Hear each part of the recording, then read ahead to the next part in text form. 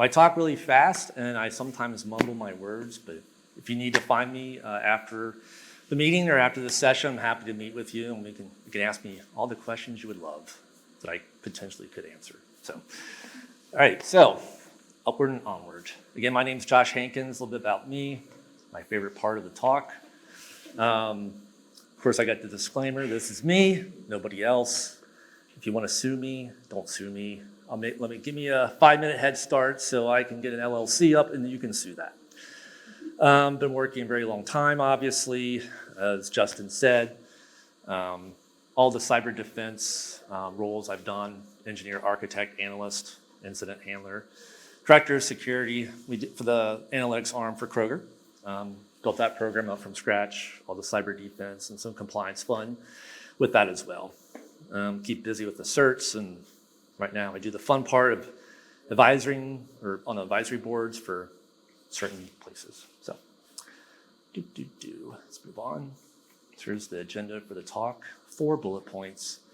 Kick off with the AI panacea. I think that has a different definition for everybody, but I'll give you mine.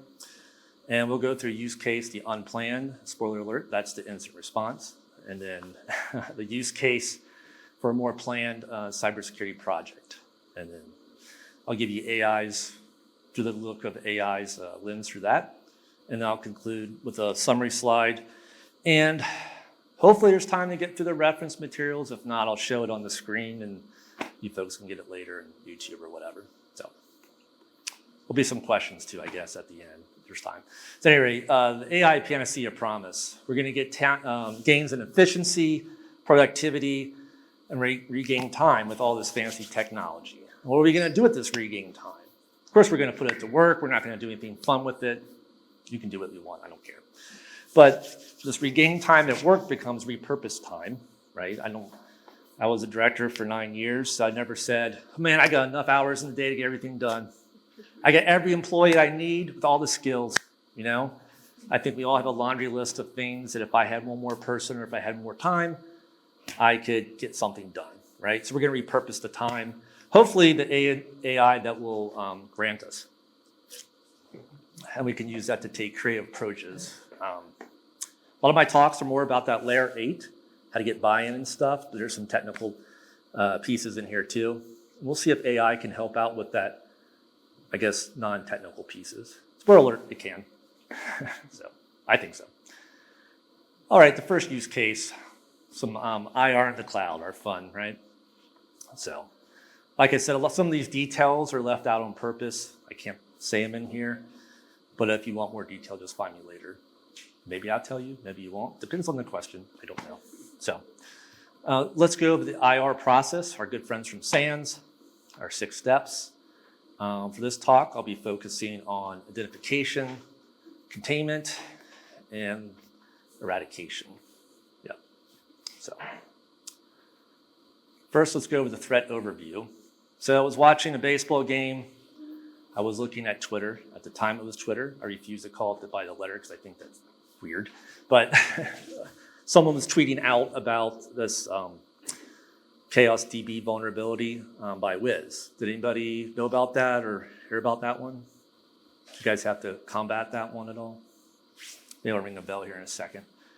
So, first thing I hear about this, well, it deals with Azure. I'm like, well, I know we run Azure wherever I was working at the time. I know we use Cosmos DB. I was like, please don't let the third one be right. But we do use Juniper notebooks. And this is an artist rendition of me. What happened was, I think it was a Thursday night. I was watching my baseball team and they were losing, unfortunately.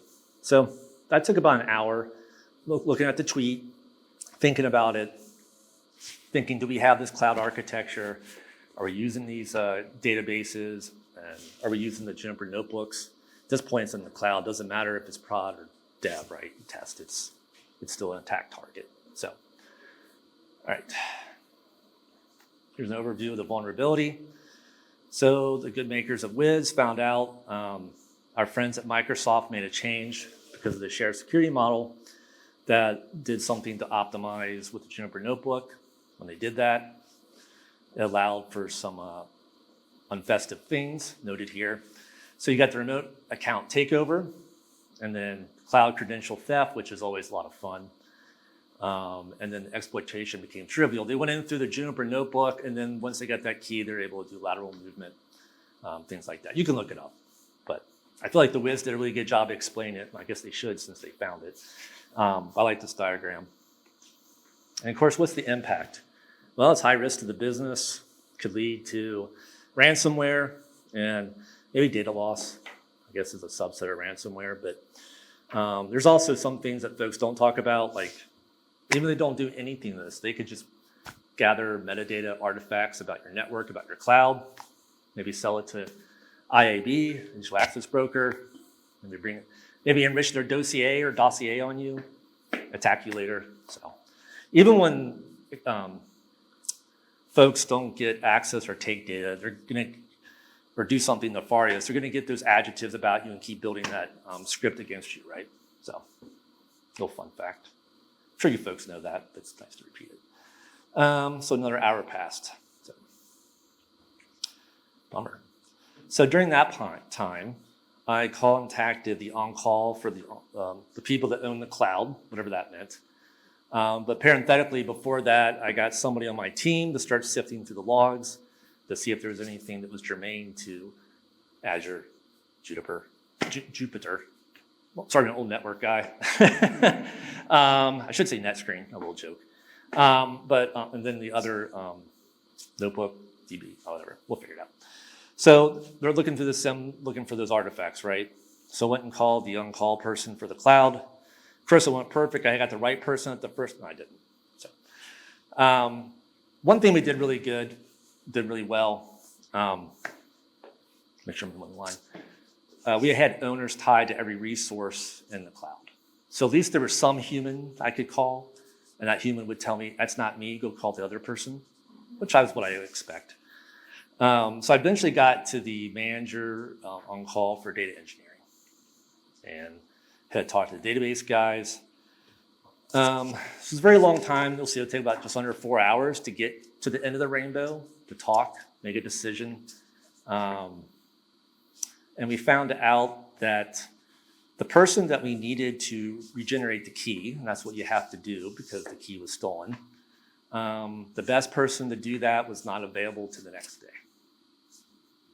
So we have a decision to make.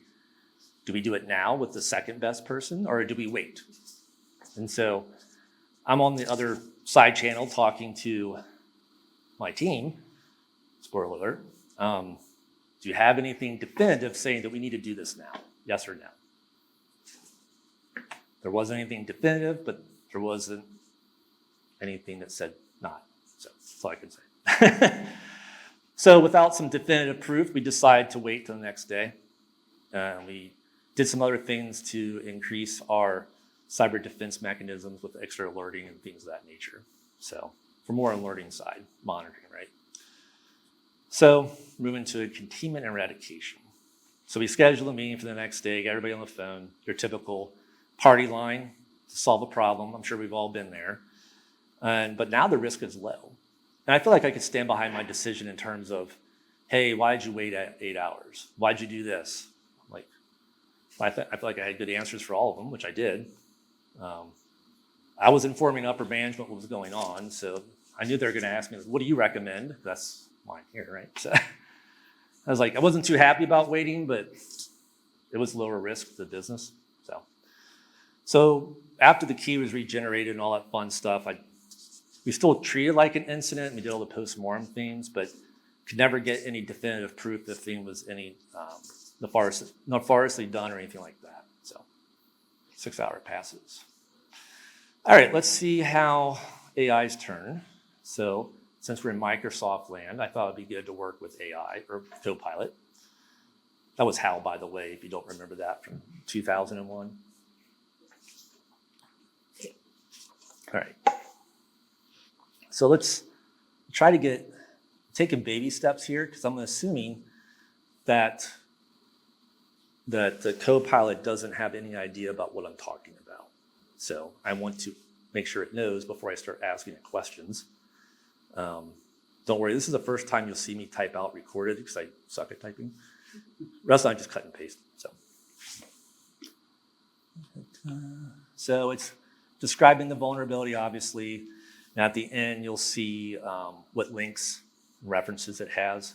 So, I mean, to me, it all looks legit. Like it got the right thing on the first try. Now it knows about it in that session.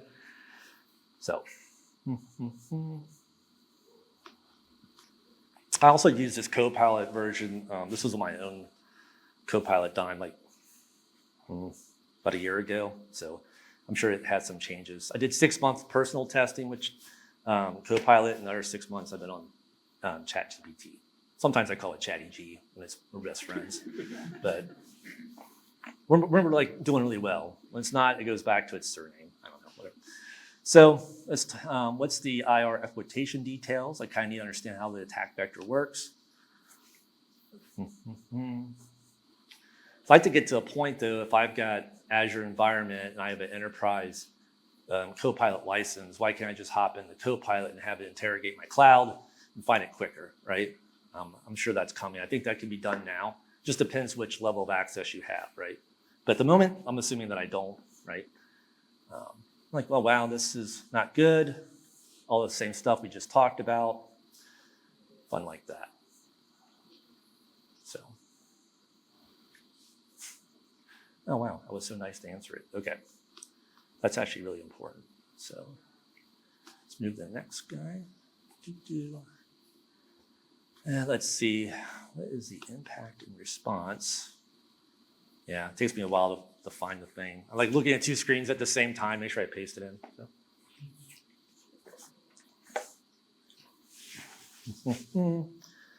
So let's ask the impact. I mean, that's really at the end of the day, is there an impact to the business, to the operations, to anything that's going to be catastrophic, right, for keeping things in motion? So it gives me an impact. I'm like, unauthorized access, vulnerability by spread. This isn't good. It gives me the mitigation steps.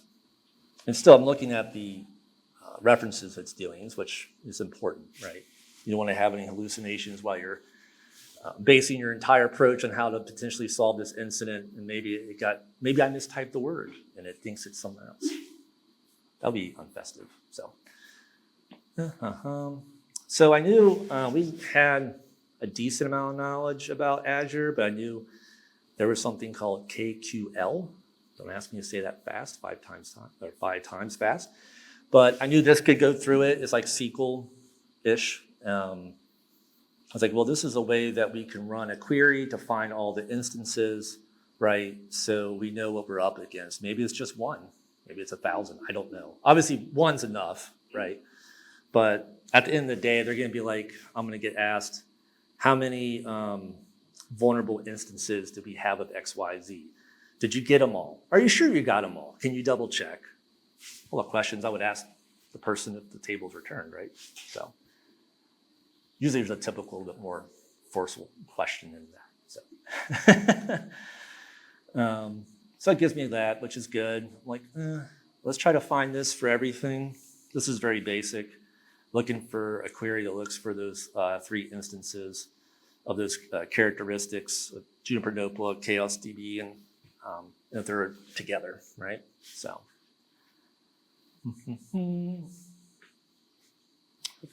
you folks can see that okay. It tells me what it's going to do. I can copy it out.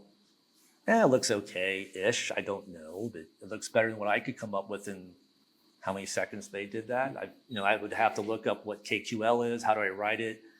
Even if I wrote it or someone on my team wrote it, I'm going to have to get somebody who's more of a DBA-ish person to take a sniff at it, right? So let's say I can't get a hold of anybody or I'm too impatient. That's usually the deal.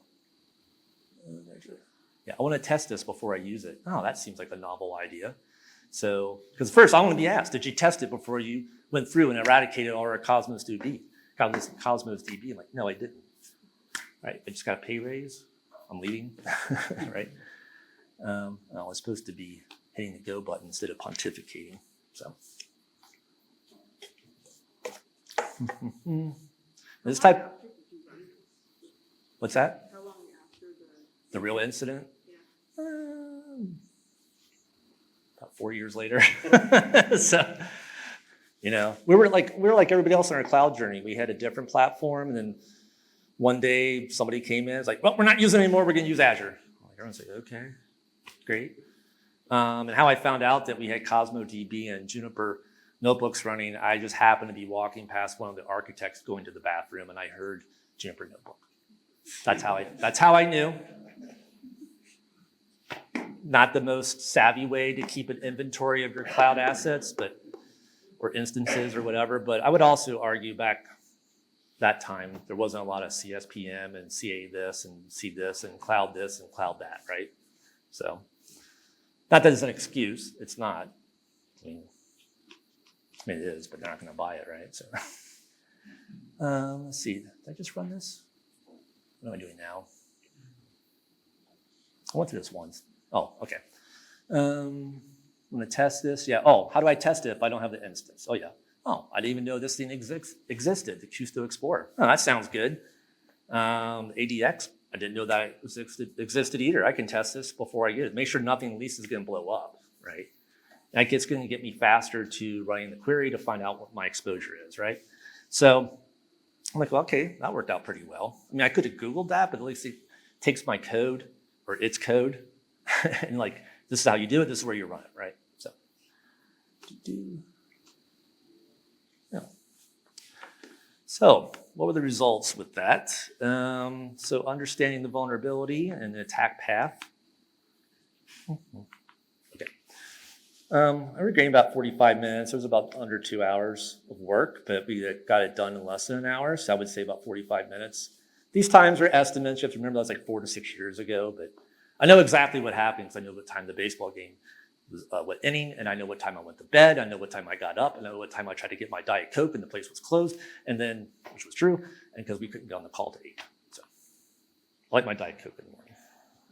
Understanding the scope and impact and all that fun stuff. Took about 60 minutes.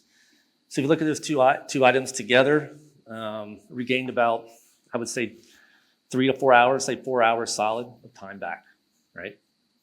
I could do a lot of stuff by myself. I didn't have to call as many people. I could do some testing. And then implementing the fix.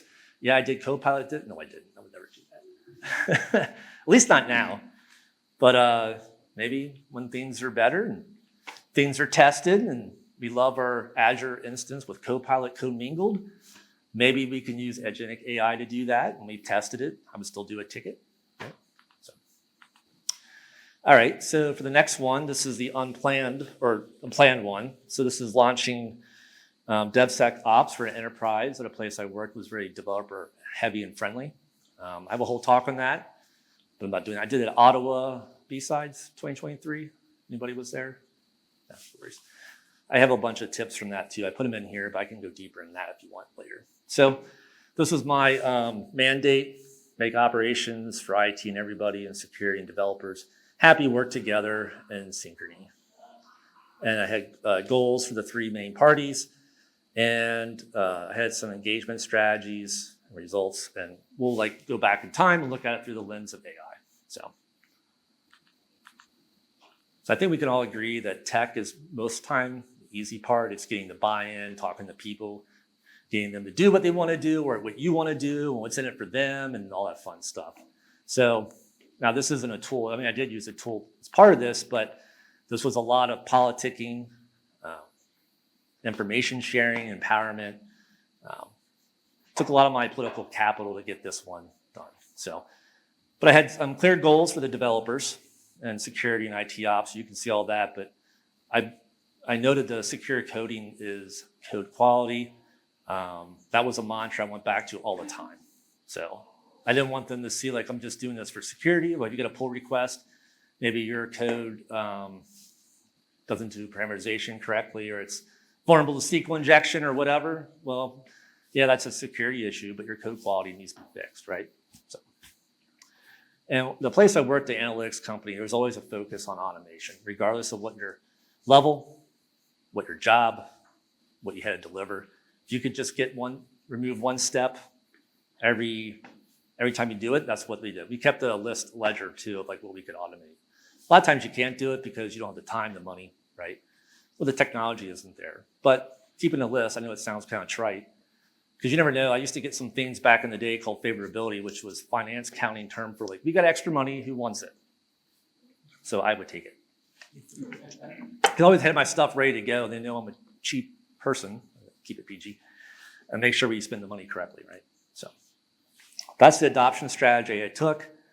The last 2 points, the education and matrix teams, I can talk about that after here, but I'm gonna focus, for this talk, I'm gonna focus on that. So how do you get the buy-in from the top, right? If I get that, I'm gonna make things slightly easier. I work with them to get this process as part of enterprise coding and engineering's goals is to adopt DevSecOps. So once I got adopted or pushed down from the top, it became their goals, which gave them the time to actually work on it. So this time, let's use ChatGPT and see what it can do. I'm sure it knows what DevSecOps is, but I'm gonna make sure I think it knows right, what I based on. I don't want it to be like, it gives me some recipe for something, I don't know, so.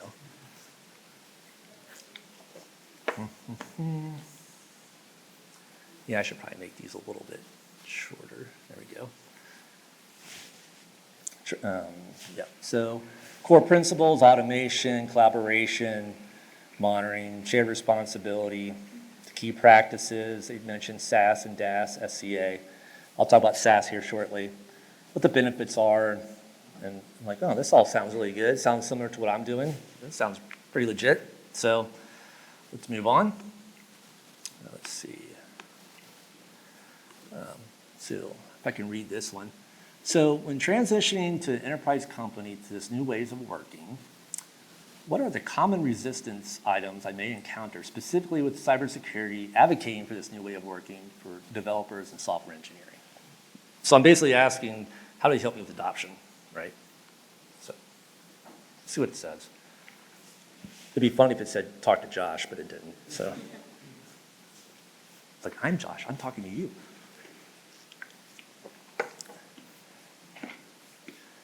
Great question, well, thank you. Culture resistance, oh, shocker. Org resistance, double shocker. Tech resistance, yeah, I guess if people like their tools, whatever. Leadership and governance barriers, yeah. Practical strategies, ooh, that looks good. Shift from policing to partnering, I did that. Develop-centric approach, yeah, I had that. Executive alignment, yep, did that. Training enablement, I spent my own money on that. Well, I got money from finance to help with training because I didn't want them to be like, I don't know how to fix this stuff. Well, here's the training, all right? And incremental adoption, yeah, we did that. We did a lot of feedback loops too. This was like over a 2-year period too. So, like, oh, that sounds pretty good. So, let's see.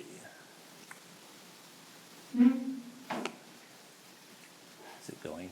Oh yeah, I think it is. Maybe? Oh, there it is.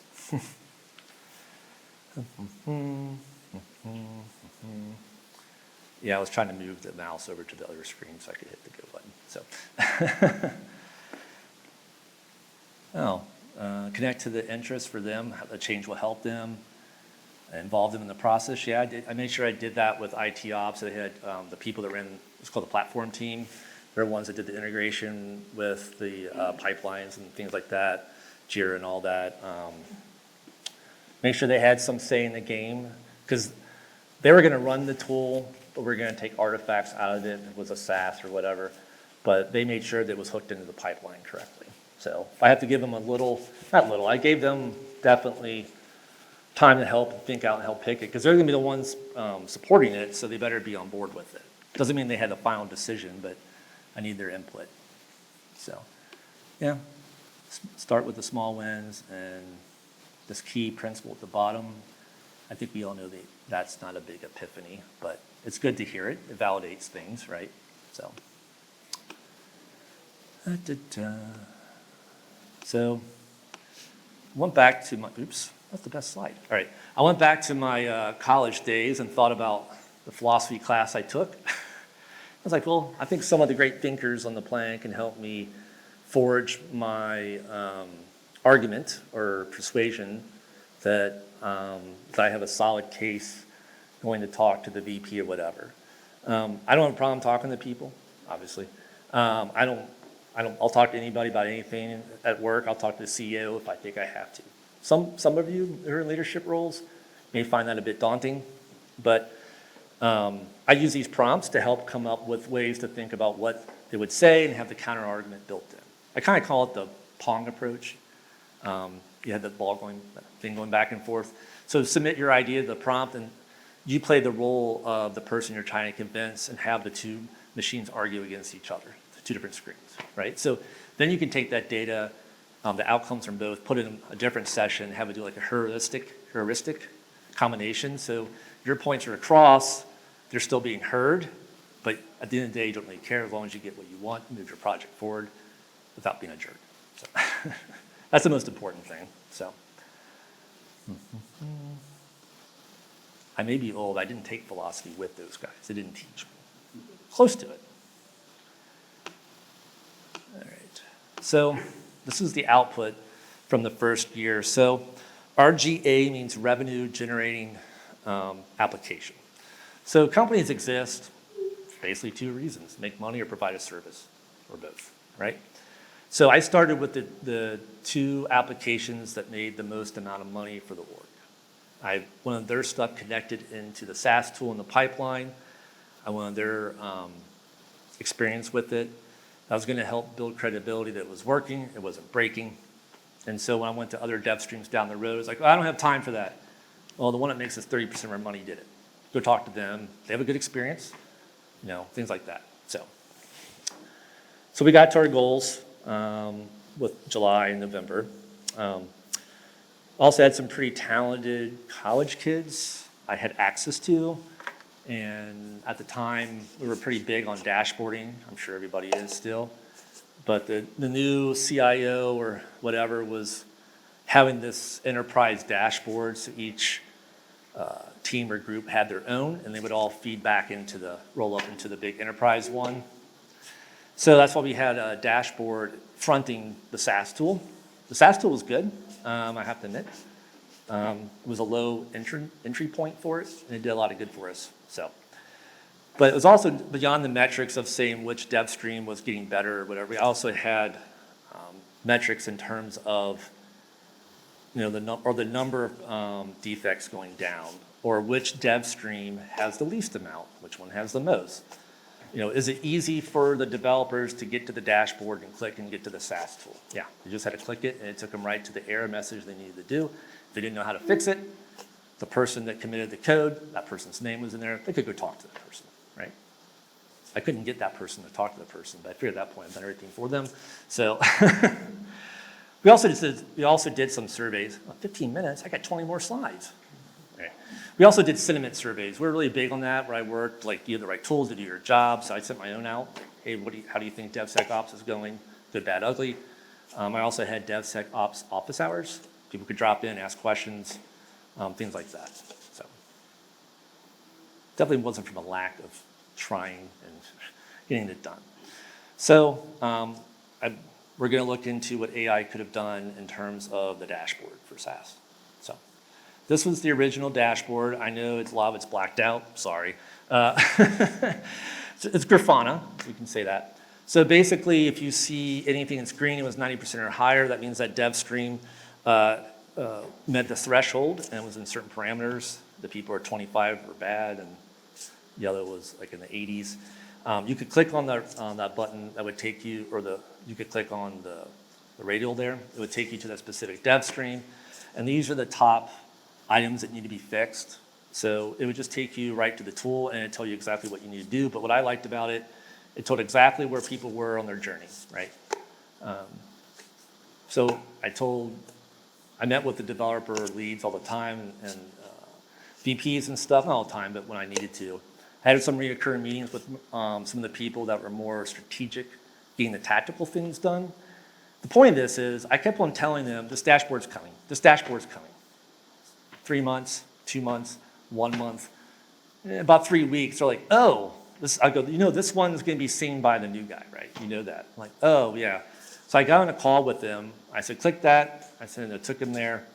was like, these are the things you need to fix. Oh, this is pretty easy. It tells me what I need to do. I'm like, yes, thank you. And then I went home and screamed in my pillow. No, it wasn't quite like that. People are busy, I get it. Just had to click twice, they would find their answer. That's fine, it's okay. Right. Let's see what AI can do for this. So that'll make sense once I go through the other slide. So let's act like that is a button that can be clicked. And it will give us what AI thinks. Well, next slide will tell you what that's going to be about. So yeah, we got a lot of data coming out of SaaS tools. I'm not going to say names, but sometimes SaaS tools can generate a lot of noise. Sometimes it's valuable, sometimes it's not. How do you know? It's a lot to go through, right? So let's maybe ChatGPT trained right and what it knows it's looking for, see what it can do. Let's look for some low-hanging fruit. Let's also have it, give it some developer-ready fixes. I call them more proposals. I don't want to call it fix. But this was a sample prompt I came up with in terms of if the ChatGPT had access to all the data that came out of the SaaS tool, and I wanted to mine it and then look for things to accelerate making things more frictionless, I think that's the term, for the developers to be more self-serve, stuff like that. So this is a pie in the sky prompt. I like it. It's everything I would want it to do. I like the fact that too, it also put it in their backlog. I'm sure we all heard we'll do it in our backlog. It's on our backlog. That backlog never gets looked at. Anyway, so did the panacea come true? Well, for the first one, for both, I help with efficiency and less friction for sure. I got about 4 to 5 hours back from the IR event. Again, this is a retrospective going back in time. I'll say it in my DeLorean, right? Looking at see what's going on. DSO means DevSecOps. Did it help with the project launch and maturing? It validated the approach, at least on the right path. It would validate my ideas of how to gain upper management, developers and org, and hopefully less frustration for me. And then pro tip, when you're working with people you need to convince, you use that Pong method of constructing a prompt. I think we all know about social engineering to help. I'm using that term kind of tongue in cheek, but use that, sprinkle in wisdom from your favorite debaters, and you want to bolster your outcome of your ask, right? So let's all face it, most of the time, people don't always see us as the happiest people to work with, or they want to come work with us. So anytime you can do things in terms of making it easier for them and removing that moniker of the big bad boogeyman security person. So it's helpful. Did AI save us? I don't know, but save some time, saves less frustration, so that's good. So here are the key reference materials. Of course, replay the SANS list. I'm sure folks know this, but every cloud service provider has a well-architected blueprints you can use to talk about your setup, your security, your compliance framework. Those are good to re-mention. Go through this. In case you didn't know, OWASP has some really good resources out there in terms of your AI journey. And I like the checklist. I'm a big fan of checklists and your resources. And NIST, I'm sure we're all familiar with that. I like this one a lot. This will take you to some Mongo spreadsheet they have in a Google's doc that talks about the right language and it defines it. Let's get through that. You get this nice roadmap. The risk management framework for AI, that's really good. I do a lot of assessments for my clients, whether I'm using NIST 853 or 800-37. All those things kind of run together, but how are we measuring it? And NIST is always good because it's universal, right? So, all right, that is the end. I appreciate your time. Thanks.